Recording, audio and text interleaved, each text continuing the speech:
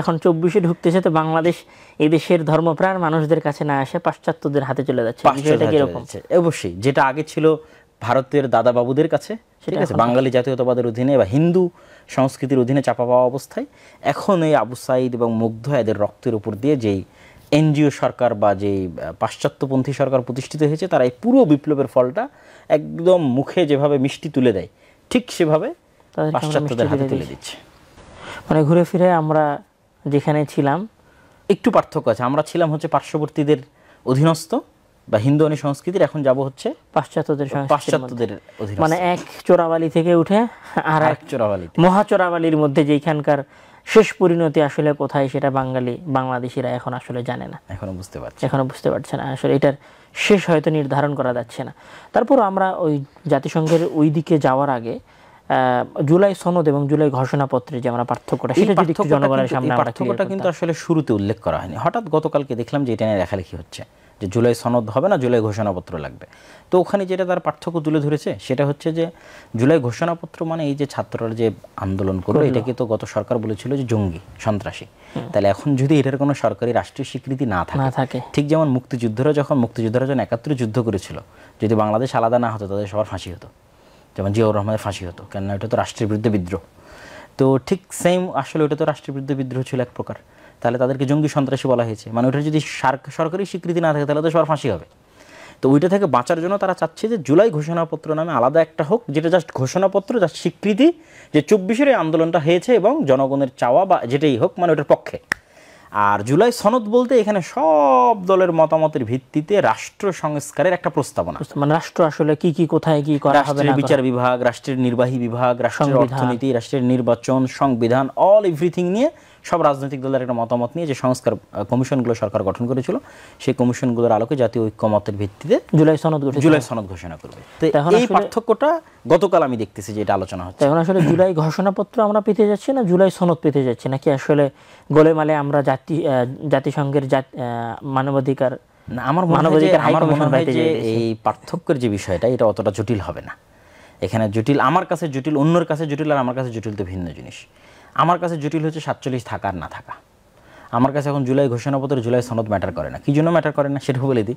সেটা হচ্ছে যে আসলে ওই সময় তো কোনো আদর্শের উপর ভিত্তি করে বিপ্লব হয়নি, যে একটা নির্দিষ্ট আদর্শ প্রতিষ্ঠা করব তার জন্য কি বিপ্লব হয়েছে? রাগ ক্ষোভ থেকে আমি একজনকে সহ্য করতে, আমাদের উপর যে অত্যাচার হয় প্রত্যেককে তার অত্যাচার জায়গা থেকে সরাতে পারলে আমি বাঁচি। তাহলে একটা হুজুগে বাঙালির মতো সবাই একটা অত্যাচার থেকে বাঁচার জন্য একসাথে রাস্তায় নেমে এসেছে।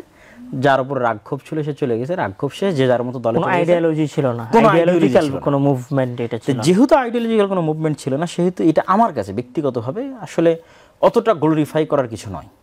আবার আরও গ্লোরিফাই করার কিছু নয়, যদি এইটার দ্বারা আমি 47 প্রতিষ্ঠা করতে না পারি বা মুসলিম জাতীয়তাবাদ অন্তত না আসে, তাহলে আরও গ্লোরিফাই করা। ঘুরে ফিরে শুধু দাসত্বের মধ্যে যদি আমরা থাকি, তাহলে আসলে জুলাইয়েরও কোনো ভ্যালু নাই, কোনো ভ্যালু নাই। তাহলে আমাদের মাথায় রাখতে হবে যে ভবিষ্যতে আদর্শ ভিত্তিক কোনো বিপ্লব হওয়ার সুযোগ বা আছে কিনা, বা সেটার প্রয়োজন আছে কিনা। প্রয়োজনটা তৈরি হচ্ছে এই যে পাশ্চাত্যের যে আধিপত্য। আমরা যেভাবে দিন দিন গণতন্ত্রকে মানে একমাত্র সমাধানের উপায় মনে করে সবাই ক্ষমতায়, মানে দেশ যেহেতু পরিবর্তন হয়েছে, সবাই মনে করছে এটা ক্ষমতায় যাওয়ার মনে হয় সবচেয়ে সুবর্ণ সুযোগ। সবাই পাগল হয়ে গেছে, সবাই তো মানে গণতন্ত্রের মধ্যে ঢোকার জন্য পাগল হয়ে গেছে। বাংলাদেশ হচ্ছে নতুন নতুন দল তৈরি হওয়ার সবচেয়ে উর্বর ভূমি। আমার ধারণা যে গিনেস বুক অফ ওয়ার্ল্ডে যদি রেকর্ড জরিপ করা যায়, তাহলে সবচেয়ে বেশি দল বাংলাদেশে তৈরি হয়েছে। পৃথিবীতে এত অল্প সময় মনে হয় এত বেশি দল আর তৈরি হয়নি। আসলে এটাকে কিভাবে বিশ্লেষণ করা যায়? মানে সবাই যে আসলে দিন শেষে, মানে যে মানুষটা খেলাফতকে বিশ্বাস করে, যে মানুষটা খেলাফতকে চায়, সেই মানুষটাও দিন শেষে মানে গণতন্ত্রের দিকেই ঝুঁকতেছে। এটার ব্যাকগ্রাউন্ডে যাওয়ার জন্য ওই যে মানবাধিকার কমিশনের ব্যাকগ্রাউন্ড দিয়ে শুরু করলে এটা লাস্টে। আচ্ছা ঠিক আছে, তাহলে আমরা মানবাধিকার কমিশনের দিকেই যাই। মানে আমরা যদি এখন এটা মনে করি যে বাংলাদেশ 71-এর যুদ্ধ দিয়ে, ওই সময় যে যুদ্ধটা ঘটানো হয়েছিল সেটাতে সুবিধা নিতে চেয়েছিল ভারত। তারা 50 বছর অ্যাকচুয়ালি বাংলাদেশ থেকে সুবিধা নেওয়ার চেষ্টা করেছে। 50 বছর পরে একটা বিপ্লবের মাধ্যমে আমরা তাদের থেকে মুক্তি পাওয়ার চেষ্টা করেছি, কিন্তু আমরা মুক্তি পাওয়ার ওই চ্যানেলের মধ্যে ঘুরতে ঘুরতে ঘুরতে ঘুরতে আমরা গিয়ে পড়েছি পাশ্চাত্যের খাদের মধ্যে। এখন এই পাশ্চাত্যের যে ভয়ঙ্কর খাদ, এই খাদটা যে আসলে খাদ ছিল এইখানে, সেটা তো আসলে এতদিন বোঝা যায়নি। সেটাতে এই সরকার ক্ষমতায় আসার পর থেকে অনেকগুলো পয়েন্ট আমি তুলে ধরি বোঝা যাওয়ার মতো। একটা হচ্ছে নারী সংস্কার কমিশনের প্রস্তাবনা, এটা ছিল প্রথম বড় আলামত যে এই সরকার আসলে পাশ্চাত্যপন্থী একটা এনজিও সরকার। সেকেন্ড বড় ব্লান্ডার এই সরকারের ছিল যে তারা হচ্ছে পতিতাদেরকে অর্থনৈতিক সহযোগিতা দিয়েছে, ঠিক আছে। এবং থার্ড, এখন ওই যে মানবাধিকার কমিশনের যে অফিস স্থাপন করার চেষ্টা চলতেছে, এটা আরও স্পষ্ট করে দিচ্ছে যে আসলে পুরো দেশটাই একটা পাশ্চাত্য বলয়ের মধ্যে চলে যাচ্ছে, আধিপত্যের মধ্যে চলে যাচ্ছে। এটা তো মানবাধিকার কমিশন নিয়ে তুমি কিছু বলো। না, জাতিসংঘের মানবাধিকার কমিশন নিয়ে বলার আগে আমার মনে হয় এটাতে তোমার বেশি জানা আছে। জাতিসংঘের মানবাধিকার হাই কমিশন যেটাকে সবাই বলছে, সবাই তো আসলে আমি দেখলাম যে তাদের সেই দিন যে জুলাই কেন্দ্রিক একটা অনুষ্ঠান হলো, সেখানে তো আমাদের ইসলামী দলের নেতারাও উপস্থিত। তো আসলে এটাকে তারা কতটুকু পজিটিভলি নিচ্ছে, কতটুকু নেগেটিভলি নিচ্ছে, এটা বলা মুশকিল। এটা এখানে একটা বিষয় বলি, সেটা হচ্ছে যে মানবাধিকার কমিশনের অফিস সম্পর্কে মানুষ আসলেভাবে জানি না, মানে কোনো সচেতনতা তৈরি হয়নি। সচেতনতা তৈরি না হওয়ার কারণে মানুষ ধোঁয়াশার মধ্যে আছে। দেখা যাচ্ছে বড় বড় যতই বড় রাজনৈতিক দলের নেতা হোক, আসলে স্টাডি গবেষণা সবার তো করার সময় থাকে না, ব্যস্ততার কারণে। এবং সবার যখন নেশা থাকে ক্ষমতা, তখন কম্প্রোমাইজ করা হয়ে যায় জরুরি দায়িত্ব। যখন মানে কার সাথে কিভাবে লিয়াজু করবে এটাই মেইন, এটাই তখন মেইন দায়িত্ব হয়। যেহেতু আমার একদম লাস্ট টার্গেট কি, আমাকে ক্ষমতায় যেতেই হবে অ্যাট এনি কস্ট। তো এটাই হলো আসলে গণতন্ত্রের সবচেয়ে বড় লুপ, যে গণতন্ত্র ধরে রাখা হয় এই জন্য যে এখানে প্রতি 5 বছর পর পর কে ক্ষমতায় যাবে এটা চেঞ্জ করার একটা সুযোগ তৈরি হয়, যেটা দিয়ে আসলে লোভ দেওয়া হয়। পাশ্চাত্য যারা দেশ আছে তাদের হাতে সুযোগ আসে যে আমরা এখানে ইচ্ছা মতো ক্ষমতায় বসাতে পারবো। তখন এই লোভে তখন পাগলের মতো হয়ে যায় সবাই ওখানে ক্ষমতায় যাওয়ার জন্য, তখন কম্প্রোমাইজ করানোটাও সহজ হয়। তো প্রতি 5 বছর পর পর তাদের আর নতুন দলকে কম্প্রোমাইজ করানোর সুযোগ তাদের কাছে আসে। তো এই জন্য তারা চায় যে সমগ্র পৃথিবীতে গণতন্ত্র প্রতিষ্ঠিত হোক। গণতন্ত্র প্রতিষ্ঠিত থাকা মানে সেই দেশটা অ্যাট এনি কস্ট যে কোনোভাবেই হোক পাশ্চাত্যদের কাছে থাকবে। এখানে কি তাহলে আমরা এরকম বলবো যে আসলে মানে জাতিসংঘের মানবাধিকার হাই কমিশন সম্পর্কে আসলে আমাদের তথ্য বা জ্ঞানের অভাবের কারণে আমরা এটাকে সামগ্রিকভাবে সিরিয়াসলি নিতে পারতে, জ্ঞানের অভাব আছে।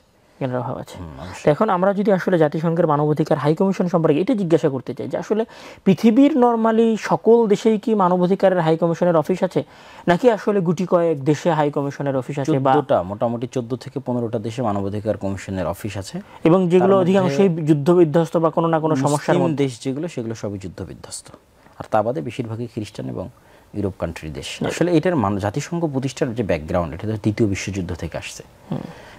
প্রথম বিশ্বযুদ্ধ, দ্বিতীয় বিশ্বযুদ্ধ, এগুলো নিয়ে আরেকদিন আলোচনা করা যায়। যে ইথিওপিয়া এবং এই কম্বোডিয়া এবং আর একটা কি যেন যুদ্ধ, থাইল্যান্ড, ওই যুদ্ধের সাথে ওটা কানেক্টেড। ওটা নিয়ে যদি আরেকদিন আমরা সেশন করি ওখানে বিস্তারিত বলা যাবে।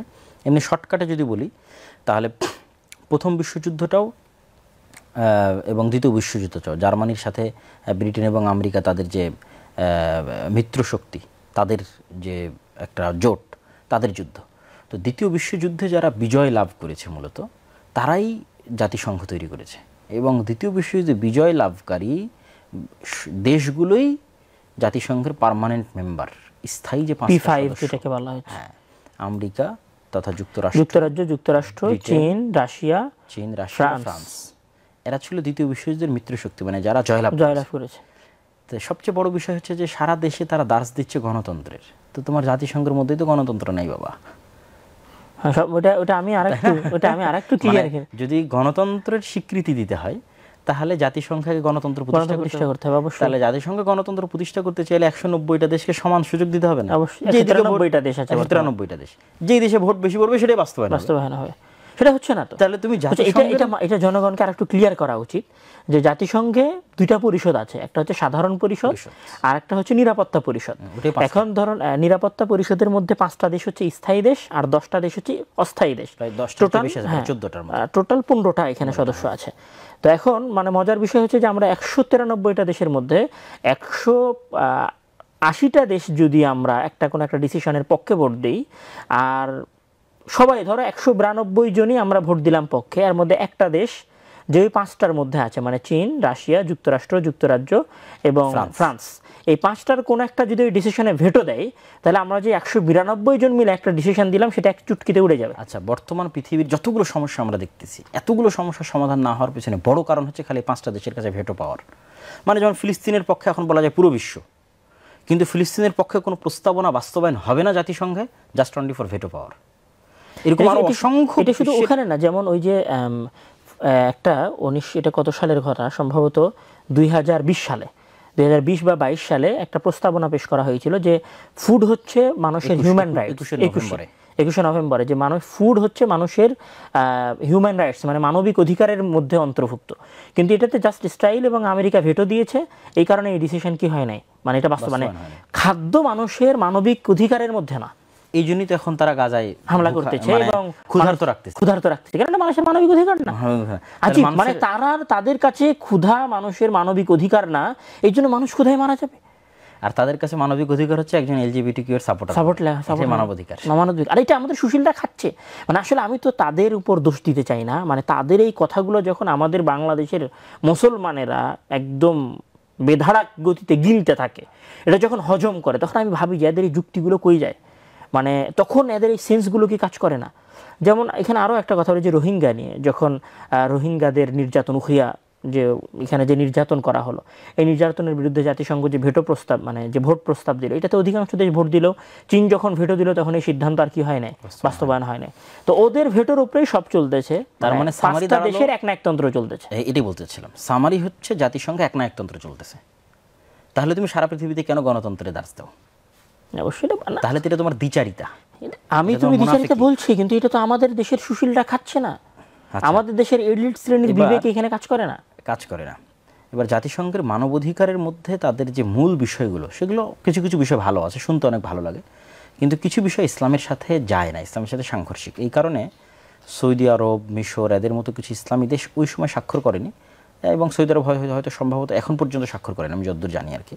সৌদি আরবের অনেক দুর্নাম করা যাবে, কিন্তু এটা একটা সুনাম করার জায়গা যে তারা এই ইসলাম বিরোধী ইয়েগুলো থাকার কারণে, পয়েন্টগুলো থাকার কারণে তারা এটাতে স্বাক্ষর করেনি। তো ইসলাম বিরোধী পয়েন্টগুলোর মধ্যে সবচেয়ে বড় কয়েকটা পয়েন্ট হচ্ছে, যেটা একটা তুমি তো তুলে ধরলা, যে আমিও বললাম যে সেটা হচ্ছে তারা বলে জেন্ডার ইকুয়ালিটি, মানে লিঙ্গ সমতা।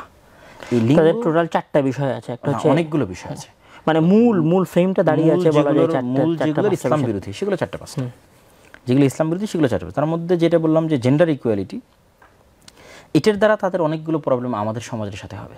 মানে আমাদের দেশে যে জাতিসংঘের অফিস যদি তৈরি করা হয়, মানবাধিকার কমিশন, তারা যদি ফুল স্বাধীনভাবে কাজ করে, জেন্ডার ইকুয়ালিটির নামে ছেলে মেয়ের সম্পত্তিতে মৌলিক অধিকার, মানুষ ইচ্ছা মতো তার লিঙ্গ পরিবর্তন করতে পারবে, ছেলেরা যদি মেয়ের পোশাক পরতে চায়, মেয়েরা যদি ছেলের পোশাক পরতে চায়, সেটা তার স্বাধীনতা হিসেবে বিবেচিত হবে এবং তার অধিকার হিসেবে বিবেচিত হবে। এবং এলজিবিটিকিউ এর যারা সাপোর্টার আছে, তারা যেন বৈষম্যের শিকার না হয়, এই জন্য তাদের অধিকার দিতে হবে। মানে কত চমৎকার কথা। তো এই জন্য মাঝে মাঝে আশঙ্কা করি যে বৈষম্য বিরোধী আন্দোলন যে ব্যানারটা, এই ব্যানারটা একসময় বাংলাদেশের গলার কাটা হয়ে যাবে, এই ব্যানারটা একসময় বাংলাদেশের মুসলমানদের গলার কাটা হয়ে যাবে। কেন তারা কিন্তু এলজিবিটিকিউকে সাপোর্ট দিবে এই নামে যে বৈষম্য রাখা যাবে না সমাজে। এখানে আমি তোমার এই কথার সাথে একটা কথা সংযুক্ত করে দিতে চাই, যেটা মানুষের জানা উচিত, যে জাতিসংঘ তার যে থিওরি দাঁড় করিয়েছে বা তার যতগুলো প্ল্যান আছে, প্রস্তাবনা আছে, আদর্শ আছে, আইডিয়ালজিক্যালিভাবে জাতিসংঘ আসলে কোন কোন আদর্শের উপর দাঁড়িয়ে আছে। জাতিসংঘ আদর্শগতভাবে দাঁড়িয়ে আছে ফরাসি বিপ্লবের উপরে, জাতিসংঘ আদর্শিকভাবে দাঁড়িয়ে আছে ইউরোপিয়ান এনলাইটমেন্ট, যেটা আলোকায়ন যুগ বলছে সেইটার উপরে, এবং দাঁড়িয়ে আছে আমেরিকার যে কনস্টিটিউশনাল যে বিষয়, মানে আমেরিকার যে কনস্টিটিউশন, সংবিধান, সেই সংবিধানের উপরে দাঁড়িয়ে আছে। তাহলে আমি একটা সংগঠন, যেটাকে আমি বলছি জাতীয় সংঘ, মানে সারা পৃথিবীর সকলকে নিয়ে তারা কাজ করবে, কিন্তু তাদের যত রুলস, যত নিয়ম কানুন বা যে আদর্শ, সে আদর্শ দাঁড়িয়ে আছে 3টা বিপ্লবের উপরে। এশিয়ার কোনো অস্তিত্ব, মধ্যপ্রাচ্যের কোনো অস্তিত্ব, আরবদের কৃষ্টি কালচারের কোনো অস্তিত্ব, কৃষ্টি কালচারের কোনো অস্তিত্ব নেই, আফ্রিকারও কোনো অস্তিত্ব নেই। তাহলে তারা সম্পূর্ণ ইউরোপিয়ান এনলাইটমেন্টের যুগ, আমেরিকার কনস্টিটিউশন এবং ফরাসি ইউরোপ এবং আমেরিকা, এই তিনটাকেই ধরি, যেহেতু ফরাস থেকে মূলত স্বাধীনতার কথাগুলো বেশি আসছে। তো এই 3টার উপর বেসিস করে যেই সংবিধান বা যেই নিয়ম কানুন বা যে রুলসগুলো তৈরি হয়েছে, সেইটা আবার কিভাবে পুরো জাতির প্রতিনিধিত্ব করতে পারে, পুরো বিশ্বের প্রতিনিধিত্ব করতে পারে, সকল জাতির প্রতিনিধিত্ব করতে পারে। হ্যাঁ, এখানে আরেকটা বিষয় আছে যে যেই জিনিসটা আমেরিকায় যে জিনিসটা আমেরিকায় স্বাভাবিক, ইউরোপে স্বাভাবিক, সেই জিনিসটা তো আমাদের বাংলাদেশ, সৌদি আরব বা এশিয়ায় স্বাভাবিক না। তাদের কাছে বিবাহ বহির্ভূত সম্পর্ক চলে, কিন্তু এই এশিয়ার পরিবেশে বিবাহ বহির্ভূত সম্পর্ক চলে না। কিন্তু জাতিসংঘ কি করতেছে, ওই জিনিসগুলো আমাদের এই দেশে বাস্তবায়ন করানোর, চাপিয়ে দেওয়ার চেষ্টা করতেছে।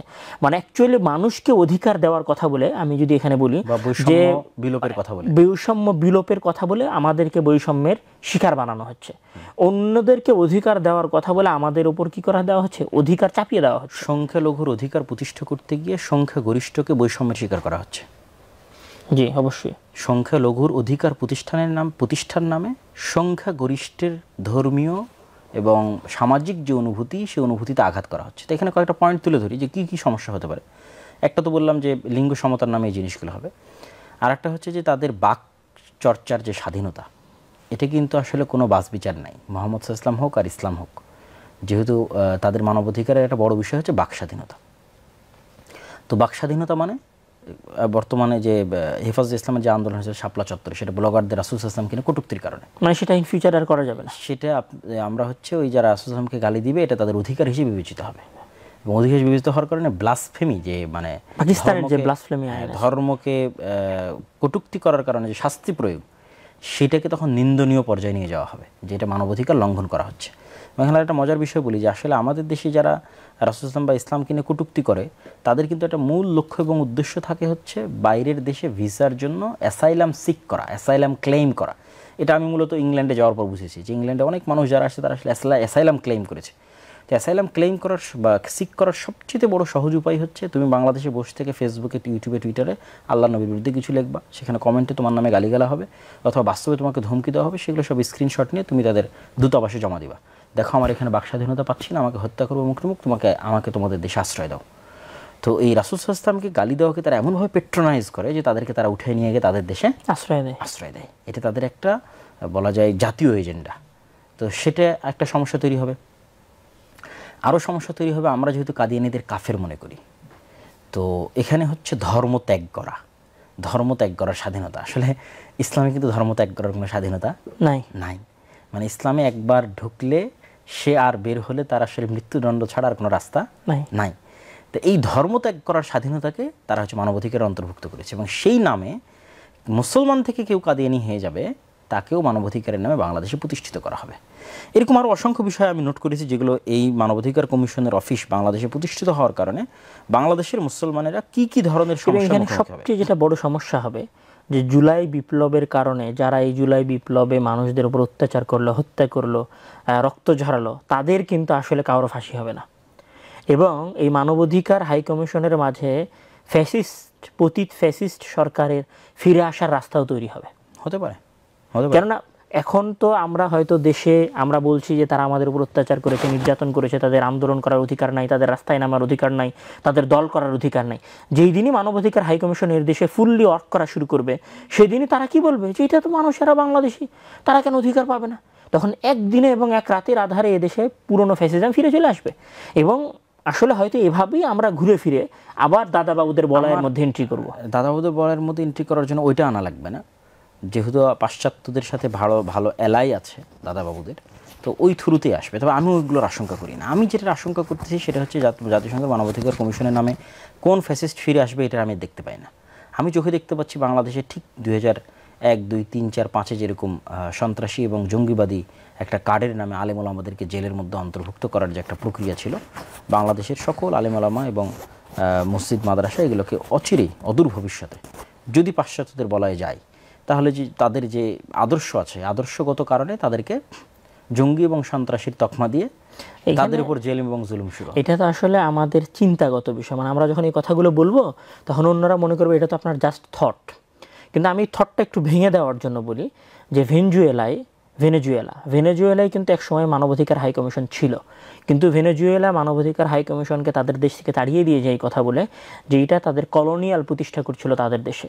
এবং নেপালে এক সময় হাই কমিশনের অফিস ছিল, কিন্তু নেপাল সরকার পরবর্তীতে তাদের সাথে এই চুক্তি রিনিউ করে নাই, তাদের অফিস বন্ধ করে দিয়েছে।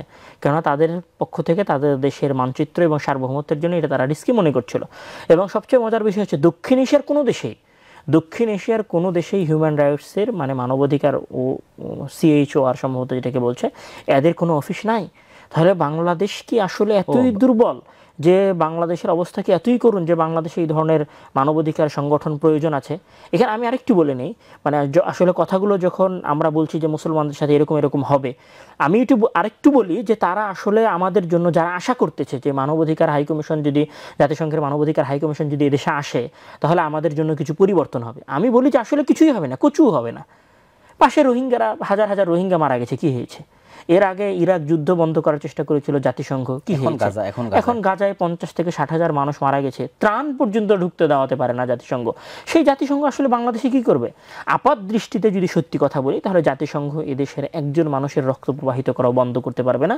শুধু এতটুকু পারতে পারে, তাহলে কি পারবে? এলজিবিটিকিউ এর অধিকার দিবে, এতটুকু পারবে, আলেম ওলামাদেরকে জেলে দিবে। আরেকটা করতে পারবে, এটা বলতে ভুলে গেছিলাম, সেটা হচ্ছে আমাদের পার্বত্য চট্টগ্রামে যারা আছে তারা কিন্তু সংখ্যালঘু, তো তাদের অধিকারের নামেও, এবং যদি ভারতকে ভাগ করে নাগাল্যান্ড বা মিজোরাম ওই অঞ্চলে যদি একটা খ্রিস্টান রাষ্ট্র প্রতিষ্ঠা করা, যেহেতু ওগুলোতে 80-90% জনগণ খ্রিস্টান ধর্মের অনুসারী, যেমন কুকি এবং মাইতেইদের মধ্যে যে গণ্ডগোল চলতেছে মণিপুরে, কুকিরা বেশিরভাগই খ্রিস্টান এবং মাইতেইরা বেশিরভাগই হিন্দু, তো হিন্দু এবং খ্রিস্টানদের মধ্যে একটা গণ্ডগোল চলতেছে।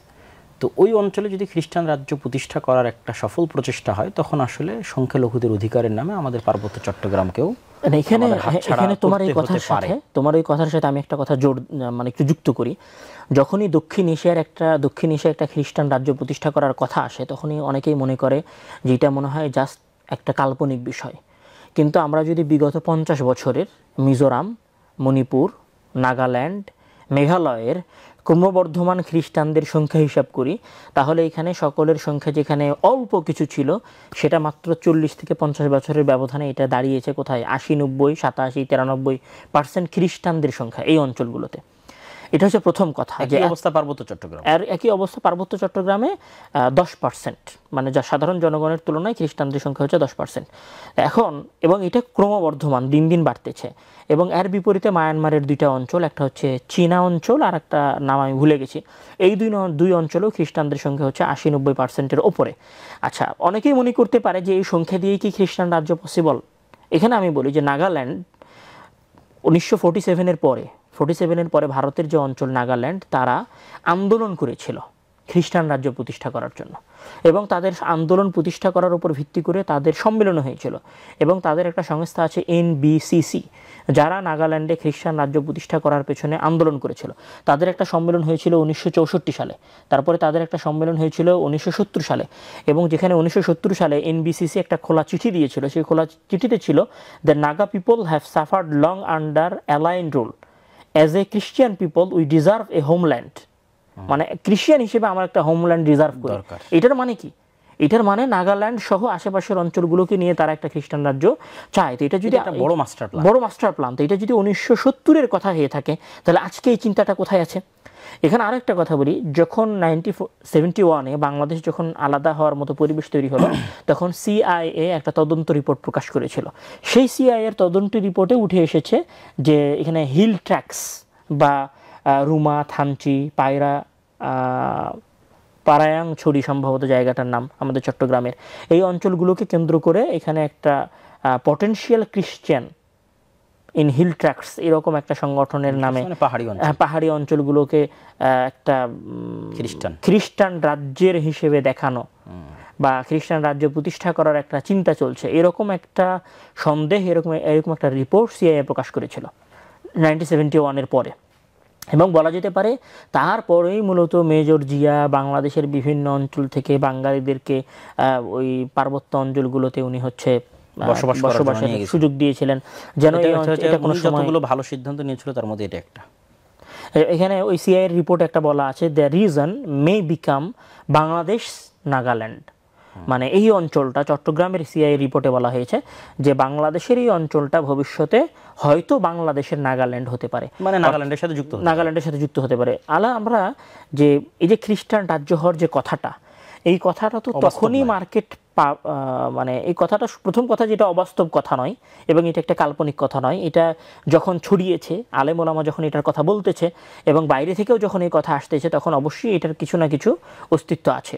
এবং ইউরোপ এবং পাশ্চাত্যের প্ল্যানই হচ্ছে তারা 150 বছর পরে কি করবে সেটা 150 বছর আগে প্ল্যান করে রাখে, সেটা এটা অস্বাভাবিক কোনো কিছু না, হচ্ছে প্রথম কথা। দ্বিতীয় কথা হচ্ছে যে এইখানে আসলে উপজাতি বা এই ধরনের বাংলাদেশের ওই অঞ্চলগুলোতে থাকা যে সমস্ত আদিজাতি যারা আছে, যারা নিজেদেরকে খ্রিস্টান বলতেছে, আদিবাসী, যদিও আমি তাদেরকে আদিবাসী বলি না, আদিবাসী বাঙালিরা, বাংলাদেশিরা, এদেশের সবাই আদিবাসী, সব বাঙালি আদিবাসী, এখানে এক্সট্রা কোনো আদিবাসী নাই। এটা আবার অনেকে বোঝে না, অনেকে আবার আদিবাসী আর উপজাতি দুটাকে একই মনে করে। আদিবাসী মানে আমরা বাংলাদেশের পরে আসছি, আমরা আদিবাসী মানে কোনো উপজাতি যদি বলে, কোনো পাহাড়ি যদি বলে যে আমি আদিবাসী, মানে সেই দেশের সবচেয়ে পুরনো বাসিন্দা, আর আমি বাংলাদেশি হচ্ছে তারপরে আসছে, মানে তার এলাকাটা আমি দখল করেছি, আমি রোহিঙ্গা, আমি রিফিউজি, আর সে হচ্ছে এই অঞ্চলের পুরনো বাসিন্দা। এই জন্য এটা আমাদের পার্থক্য বোঝা উচিত যে তারা উপজাতি, নট আদিবাসী, আমরা সবাই আদিবাসী বা সবাই বাংলাদেশি, সবাই আদিবাসী, সবাই বাংলাদেশি। তারা উপজাতি হতে পারে পাহাড়ে বসবাস করার কারণে। তো এটা যে অংশের দিকে আমি যাচ্ছিলাম সেটা হচ্ছে যে তাদের যে আলাদা রাষ্ট্রের যে আওয়াজ, তাদের অধিকারের যে আওয়াজ, জমি ক্রয় বিক্রয়ের যে আওয়াজগুলো, এই আওয়াজগুলো বিশ্ব পর্যায়ে পৌঁছাবে কখন? যখন এখানে মানবাধিকার কমিশন আসবে। মানবাধিকার কমিশন না আসলে তো এই আওয়াজ পৌঁছানোর কেউ থাকবে না। এখানে যদি মানুষ নাও বোঝে, আমি আরেকটু বলবো আমাদের যারা অনলাইনে আছেন তাদেরকে বলবো যে আপনারা অবশ্যই পূর্ব তিমুরের ইতিহাস পড়ুন। ইন্দোনেশিয়া থেকে পূর্ব তিমুর কিভাবে আলাদা হলো? শুধু এই যে মানে দাওয়াতি কার্যক্রমের পরে একটা বিশাল সংখ্যক খ্রিস্টান হয়ে যাওয়া, তখন তাদের অধিকার প্রতিষ্ঠা করার চেষ্টা করার নামে কি হয়েছে, একটা আলাদা খ্রিস্টান রাজ্য তৈরি হয়েছে। তো এটা আসলে অস্বাভাবিক কোনো কিছু না। আর এটা তখনই মজবুত হবে, এই দাবিটা তখনই একটা জায়গায় পৌঁছাবে যখন কি হবে, এখানে মানবাধিকার হাই কমিশনের মতো অফিসগুলো আসবে এবং তারা এইগুলোকে, তাদের সাথে কানেক্টেড যে এনজিওগুলো আছে তারা যখন ফুললি সক্রিয় হবে। এবং এটা তো হয়েছে। ইউক্রেনের যে রাশিয়া ইউক্রেনে কেন হামলা করলো, এই ইউক্রেনে হামলা করার আগে ইউক্রেন যে উত্তাল হয়েছিল, ইউক্রেনের যে কালার আন্দোলন তৈরি হয়েছিল, সেটা আসলে কারা তৈরি করেছে? এনজিওরাই। এনজিওদের কাজই হচ্ছে ন্যারেটিভ তৈরি করা। এই যে তিউনিসিয়ায় যেটা হয়েছিল সেটা কারা তৈরি করেছিল? এনজিওরাই তৈরি করেছিল। তারপরে লিবিয়ায় যেটা তৈরি হয়েছিল এটা কারা তৈরি করেছিল? এগুলোর সবগুলোর পিছনে এনজিওদের হাত ছিল। এবং এখানে একটা মজার কথা বলি, ইউনাইটেড নেশনের আন্ডারে প্রায় 4 থেকে 5 হাজারেরও বেশি এনজিও আছে। বাংলাদেশে এখন 400-500 এনজিও আছে অলরেডি। এইটা আগামী 1.5-2 বছরের মধ্যে যে 4-5 হাজার হবে না, এখন 4-5 হাজার এনজিওর তো লাখখানেক কর্মী হবে, লাখ দেড়েক কর্মী হবে। এই লাখ দেড়েক কর্মী যদি ঢাকায় আগামীকাল ঢাকার রাজপথে আন্দোলন করে, তাহলে তো পৃথিবীর বাসী মনে করবে, নিউজ চ্যানেলগুলো মনে করবে ওরে সারা বাংলাদেশ মনে হয় আন্দোলন করতেছে। তখন বাংলাদেশ কি হবে? তারা যে জিনিসগুলোর জন্য আন্দোলন করবে বাংলাদেশের দিন শেষে সেটাই প্রতিষ্ঠা হবে। কেন মানবাধিকার হাই কমিশনকে আমার অধিকার দিবে? মানে আমি আব্দুর রহমান জেলে চলে গেছি, বাংলাদেশের আরেকজন আলেম বিনা অপরাধে জঙ্গি বলে জেলে চলে গেছে, তার অধিকার হাই কমিশন ফিরিয়ে দিবে? তার অধিকার ফিরিয়ে দেওয়ার জন্য তো হাই কমিশন আসে নাই। তাহলে হাই কমিশন কিসের জন্য আসছে? হাই কমিশন যদি আমাদের মতো আলেম ওলামার অধিকার ফিরিয়ে দিত, তাহলে রোহিঙ্গাদেরকে তাদের ঘরে পাঠাতো। যদি আমাদের মতো আলেম ওলামাদের অধিকার ফিরিয়ে দিত, তাহলে গাজার নির্যাতন বন্ধ করতো। যদি আমাদের মতো আলেম ওলামাদের অধিকার বন্ধ করতো, তাহলে যেই জাতিসংঘ মাত্র 100 ঘন্টার ব্যবধানে কুয়েতের যুদ্ধ বন্ধ করে ইরাককে পরাজিত করতে পারে, সেই জাতিসংঘ পুরো 35টা দেশ নিয়ে ইরাকের উপর হামলা চালায়। সেই জাতিসংঘ এমন কোনো রুলস তৈরি করতে পারে না যে রুলস দিয়ে তারা ইসরায়েলের উপর হামলা চালাতে পারবে? অ্যাকচুয়ালি তারা তো আমাদেরকে বাঁচাতে আসে নাই। এই যে কাশ্মীরে মোর দ্যান 90,000 মানুষ নিহত হয়েছে বিগত 47-এর পর থেকে নিয়ে শুরু করে এখন পর্যন্ত, হাজার হাজার মানুষ গুম হয়েছে, হাজার হাজার প্রায় 10,000-এরও বেশি কিশোরীরা অপহরণ হয়েছে, নির্যাতন হয়েছে, ধর্ষণের শিকার হয়েছে। এই অ্যামনেস্টি ইন্টারন্যাশনালের অফিস 2020 সালে বন্ধ হয়ে গেছে। সেখানে জাতিসংঘ কী করতে পেরেছে? জাতিসংঘ যদি আমাদের অধিকার দেওয়ার জন্য আসতো, তাহলে তারা কাশ্মীরের অধিকার দিত, 70 বছরে কাশ্মীরের নাগরিকদেরকে অধিকার দিত, গাজার নাগরিকদেরকে অধিকার দিত, রোহিঙ্গাদেরকে অধিকার দিত। জাতিসংঘ আসলে আমাদের অধিকার দেওয়ার জন্য আসে নাই। এইটা দিনের মতো উজ্জ্বল এবং পরিষ্কার এবং পরিচ্ছন্ন যে জাতিসংঘ এখানে জাস্ট এসেছে এদেশের পাশ্চাত্য সংস্কৃতির যারা ধ্বজাধারী, পতাকাধারী, তাদের অধিকার নিশ্চিত করার জন্য এবং এদেশের আলেম ওলামাদেরকে কোণঠাসা করার জন্য। তোমার কথার সাথে দুটো কথা যুক্ত করি। একটা হচ্ছে যে আলেম ওলামাদেরকে রাজি করলো কিভাবে? আলেম ওলামাদেরকে বিতাড়িত হওয়া শত্রুর ভয় এখনো দেখানো হচ্ছে। যেন বারবারই আলোচনায় যেটা আগ্রহী না, যেটা তুমি বলতেছিলা যে শত্রু চলে গেছে সে আসলে আর আসবে না, তার তো ন্যারেটিভ থেকেই গেছে, আর আসে না, আসার সাথে যায় আসে না। কিন্তু আলেম ওলামাদেরকে বারবার ভয় দেখানো হচ্ছে, এই দেখো আসলো, এই দেখো ফেজর আসলো। এই যে এখন যেমন ভয় দেখানো হচ্ছে যে 5ই আগস্টে দেশ দখল হয়ে যাবে। দুটো পয়েন্ট বলি তো, একটা হচ্ছে ভয় দেখাচ্ছে, ভয় দেখে আলেম ওলামাদের রাজি করাচ্ছে যে ঠিক আছে, না হলে তোমরা এটার সাথে যুক্ত না হলে তোমাদের রাস্তা নাই। 2 নম্বর তোমার কথা, তুমি যতগুলো দেশের নাম বললে যে দেশগুলোতে আন্দোলন হলো এবং তারা সাপোর্ট দিয়েছে, প্রত্যেকটা দেশে আন্দোলন হওয়ার সুযোগ পেয়েছে বা মানুষ আন্দোলন করেছে, কিন্তু মূল ফ্যাক্টর কিন্তু গণতন্ত্র। এইটা ওই দেশগুলোতে হয় প্রতিষ্ঠিত ছিল না, প্রতিষ্ঠা করার জন্য আন্দোলন হয়েছে, অথবা ছিল সেই সুযোগে তারা আন্দোলন ঢুকাতে পেরেছে। এই জন্য গণতন্ত্র যতদিন থাকে ততদিন তার সুযোগে এটা ঢুকানো যায়। আমি এটার সাথে একটু গণতন্ত্রকে রিলেট করলাম। আর সর্বশেষ যেটা সেটা হচ্ছে যে আলেম ওলামারাও গণতন্ত্রকে তুমি রিলেট করলা, তো আমি একটু আসলে গণতন্ত্রের উপর বিস্তর আলোচনা হতে হবে। অনেকেই বলে যে পড়াশোনা না করে গণতন্ত্র নিয়ে কথা বলে, যারা এই কথা বলে আমি তাদেরকে আরেকটু পড়াশোনা করার জন্য বলবো। আমরা যদি এখন ইউটিউবে তুমি যদি গুগলে সার্চ দাও না গণতন্ত্র নিয়ে, তাহলে দেখবো যে গণতন্ত্র আজ থেকে 1000 বছর আগে থেকে চলে আসা গ্রিক সভ্যতার অন্তর্ভুক্ত। ওকে, যেই দিন গ্রিক সভ্যতায় গণতন্ত্র শুরু হয়েছিল সেই দিন অ্যারিস্টটল এবং প্লেটো এই গণতন্ত্রের বিরুদ্ধে লিখে গেছে। মানে যেই দিন গণতন্ত্রের আবির্ভাব হয়েছিল সেই দিন প্লেটোর যে বই পাবলিক রিপাবলিক, সম্ভবত তার বইয়ের নাম, তার আরও যে কয়েকটা বই আছে, তার 3টা বই, যেখানে সে তার গুরুর কথাগুলো নকল করেছে, সেই 3টা বইয়ের প্রত্যেকটা বই গণতন্ত্রের বিরুদ্ধে লেখা আছে। ঠিক আছে, ওইখানে গেল। তারপরে এই দেশে গণতন্ত্র ইংল্যান্ডে আসছে কখন? ইংল্যান্ডে আসছে 1900 শতকে, 1900 শতকের একটু আগে ভাগে, যখন তাদের শাসন ব্যবস্থার পতন ঘটলো। আমেরিকা এসেছে কখন? আজ থেকে 100, 150, 200 বছর আগে। ফ্রান্সে এসেছে কখন? যখন ফরাসি বিপ্লব হয়েছে তখন। ইউরোপে আসছে কখন? ইউরোপে আসছে আমেরিকার 200 থেকে 150 বছরের ব্যবধানে। তাহলে 200 থেকে 150 বছর আগে এই অঞ্চলগুলোতে কোনো মানুষ বসবাস করতো না। এই অঞ্চলগুলোতে 1000 বছরের কোনো সভ্যতা ছিল না। অন্ধকার। এখন পর্যন্ত তো তোমরা পিরামিডের রহস্যের উন্মোচন করতে পারো না। ও কে অন্ধকার যুগে আছে? এখানে একটা মজার পয়েন্ট তোমাকে বলে রাখি, যে অন্ধকার যুগে তারা ছিল। মুসলমানেরা বিভ্রান্ত হয়, তারা ইতিহাস জানে না। মুসলমানেরা কিন্তু অন্ধকার যুগে ছিল না। এখানে তোমার ইউরোপ অন্ধকার যুগে ছিল, ফলত তাদের ওই ন্যারেটিভটা তাদের জন্য ঠিক আছে, ওগুলো দরকার তাদের জন্য, আমাদের জন্য ঠিক নাই। কিন্তু আমরা কিন্তু বুঝি না, আমাদের সামাজিক বিজ্ঞান বইগুলোতে দেওয়া আছে যে অন্ধকার যুগ, মধ্যযুগ। এটা হচ্ছে বলা হয় ইউরোপীয় অন্ধকার যুগ। এটা আসলে আমাদের মুসলিম বিশ্বের অন্ধকার যুগ নয়, আলোকিত ছিল। এবং যখন ইউরোপে যখন খ্রিস্টান পাদ্রীরা বিজ্ঞানী হওয়ার কারণে জুলুম করতো, হাজার হাজার মানুষকে হত্যা করতো, তখন আমাদের স্পেন, আমাদের আন্দালুস, আমাদের গ্রানাডা হচ্ছে বিজ্ঞানের নগরী, আমাদের বাগদাদ হচ্ছে আলোকিত শহর। আর যখন ইউরোপে অন্ধকারের মধ্যে আছে, আসলে এই যে ইউরোপে যে বিপ্লবের কথা বলা হচ্ছে, এই বিপ্লবের পরেই তো নাগরিক অধিকার, স্বাধীনতা, কথা বলার অধিকার, তারপরে গণতন্ত্র, এগুলোতে তারপরে আসছে। কেননা তার আগের যুগে তাদের উপর ব্যাপক জুলুম হয়েছে, ব্যাপক নির্যাতন হয়েছে, ব্যাপক অত্যাচার হয়েছে। আমরা তো সাফার করি নাই। ওকে, তোমরা সাফার করেছো, তোমরা গণতন্ত্র নাও। আমরা আমাদের ইতিহাসে 1450 বছরের ইতিহাসে আমরা কোনো সময় সাফার করি নাই। আমরা এখনো খেলাফা চাই যে আমাদের দেশের জনগণ মাজলুম, এটা আমরা কোনো হয়েছে অল্প সংখ্যক, গুটি কয়েক, 2 জন 4 জন 5 জন 20 জন 1000 জন, তো বেশিরভাগ কল্যাণ ছিল। এবং 1450 বছরের ইতিহাসে আমরা এখন পর্যন্ত খেলাফা চাই। এখন পর্যন্ত পৃথিবীর যতগুলো মুসলিম রাষ্ট্র আছে, সেই মুসলিম রাষ্ট্রগুলোর 94% মুসলিম জনগণ কি চায়? খেলাফা চায়। বাংলাদেশের সকল জনগণ খেলাফা চায়। মানে যারা গণতন্ত্রের জন্য আন্দোলন করতেছে, বাংলাদেশে যে সমস্ত মুসলিম দলগুলো যারা গণতন্ত্রে অংশগ্রহণ করতেছে, তারাও খেলাফত আন্দোলন চায়। তাহলে গণতন্ত্র তোমাদের জন্য, এটা আমাদের জন্য না। তো এটা আমাদের উপর চাপিয়ে দিও না। কিন্তু সমস্যা হচ্ছে যে আমাদের মুসলিমরা তো এই জিনিসটা বোঝে না। যখন অন্ধকার যুগ মনে করে, তারা সবাই মনে করে আমরা অন্ধকার যুগে ছিলাম। আচ্ছা, এখানে আমাদের কথা বাদ দেই। তাদের যে আলেকজান্ডার দ্য গ্রেট ছিল, তাদের আলেকজান্ডার দ্য গ্রেটের যুগটা কি পুরোটাই অন্ধকারাচ্ছন্ন যুগ ছিল? পুরোটাই মানে অন্ধকারের মধ্যে ছিল। হিন্দুদের যে আসক ছিল এই অঞ্চলে, ওই অঞ্চলের জনগণ, ওই সময়ের জনগণ কি খুশি ছিল না? মিশরে যে ফারাওদের, তারপরে হচ্ছে ব্যাবিলন শহরে যে নগর সভ্যতাগুলো গড়ে উঠেছিল, সেই নগর সভ্যতার মানুষেরা সুখী ছিল না। মানে বিগত লক্ষ কোটি বছর যাবত এই সারা পৃথিবী অন্ধকারাচ্ছন্ন ছিল।